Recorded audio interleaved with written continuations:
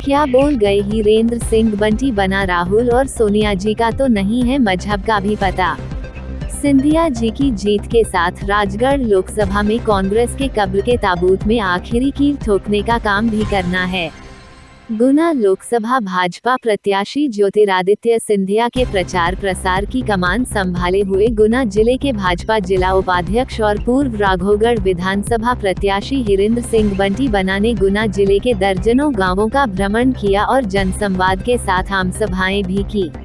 ऐसी बीच जब बंटी बना ग्राम भादौर में आमसभा को संबोधित कर रहे थे तो बंटी बना ने दिया बड़ा बयान और कह डाली राहुल और सोनिया गांधी पर मजहब की बात। बंटी बना ने कहा कि जब राहुल और सोनिया को राम मंदिर का निमंत्रण मिला था तो वह क्यों नहीं गए और खुद को नहीं जाना था तो किसी और को भेज देते। खैर उनके तो मजहब का भी पता नहीं है और कहा कि इस बार 400 पार फिर मोदी सरकार। बंटी बना ने सभी आम जनता से बीजेपी को वोट देने की अपील की और कांग्रेस पर करारा निशाना साधते हुए कांग्रेसियों को आतंकवादियों का हमदर्द बताया और कहा कि कांग्रेसी आतंकवादियों से करते हैं प्यार मोहब्बत की भाषा में बात। और जनता से कहा कि जब कांग्रेस वाले वोट मांगने आए तो उनसे 4 बातें जरूर पूछना कि अभी तक 65 सालों में उन्होंने राम मंदिर के बारे में विचार क्यों नहीं किया और धारा 370 क्यों नहीं हटा पाए। कार्यक्रम के अंत में बंटी बना ने ग्राम पाली के अशोक ओझा के यहाँ बच्ची के जन्म उत्सव पर लिफाफा देकर बच्ची को आशीर्वाद दिया।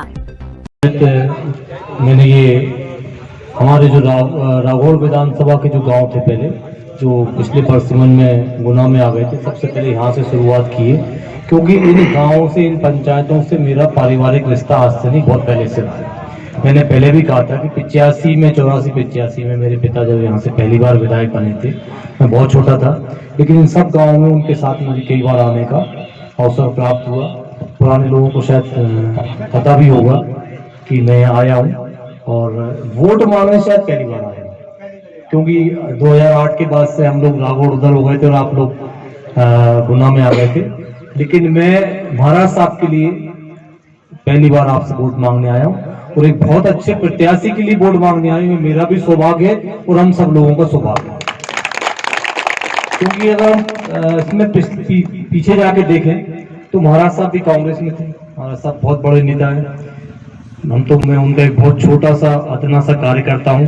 महाराज साहब के लिए तो बहुत सारे बड़े बड़े नेता उनके चुनाव में लगे हुए हैं, तो एक छोटी सी गिलहरी के रूप में मैं भी एक उनका काम पीछे से करता जा रहा हूँ जितना मैं सफल होता हूँ।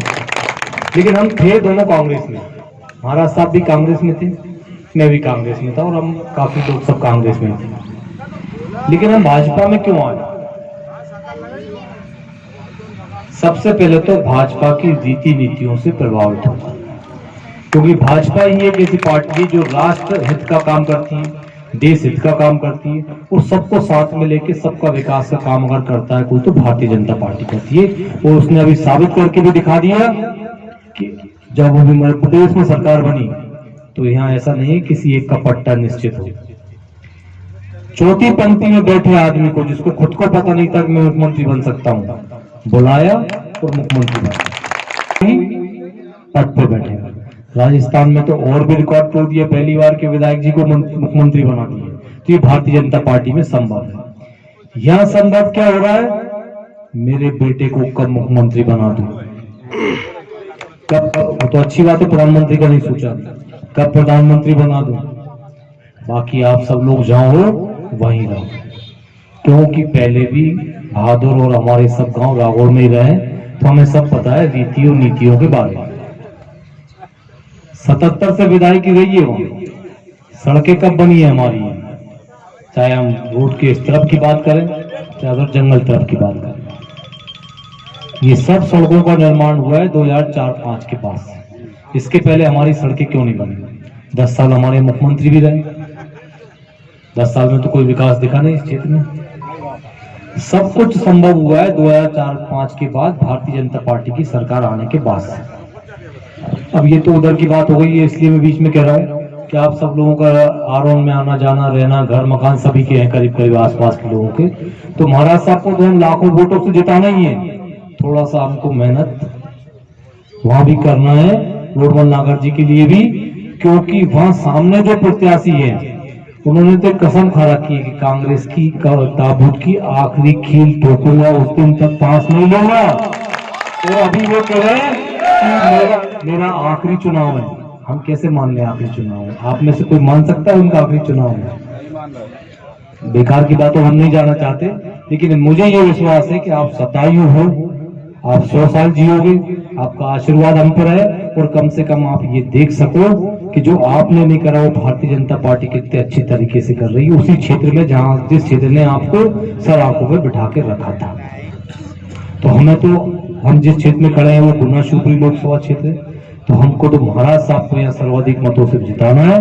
महाराज साहब को जिताने के पीछे मैं आपको बता दूं कि आप लोग भी सब जगह आते जाते हैं, क्षेत्र में हमें जानकारी देती, कई जगह हम लोगों को सुनने में मिलता है कि हमारे सांसद जी है बहुत दिनों तक नहीं आते दौरा करने, विधायक का क्षेत्र बड़ा छोटा होता है, पता लगती है कि विधायक भी 6 महीने 8 महीने में एक बार क्षेत्र में आते हैं। लेकिन महाराज साहब अभी केंद्र में मंत्री हैं और बड़ा विभाग उनके पास है, इसके बाद भी आप सब लोगों को पता होगा कि महीने में एक चक्कर उनका गुना शिवपुरी अशोकनगर में निश्चित रूप से होता है।